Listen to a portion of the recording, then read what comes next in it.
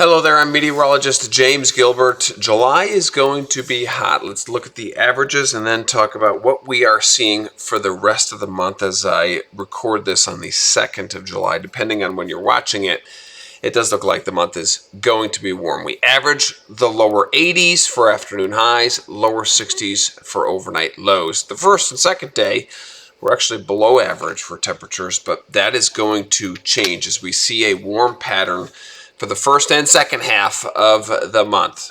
Just looking at the 8-day, the most recent one, you see afternoon highs well into the 80s into early next week, and the overnight lows consistently above average in the upper 60s to near 70 degrees. So that gets us to the 10th, 11th, 12th, looks warm.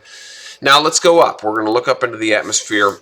First, we'll start off with Monday the 8th. That's next week.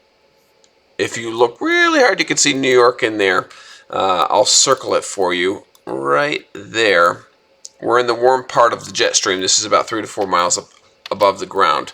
And we've got wind coming out of the south generally in this type of pattern. And you see some blue. You see some colder air. Normally, as wind travels from west to east, you would assume that maybe we go into a cooler pattern for the second half of the month.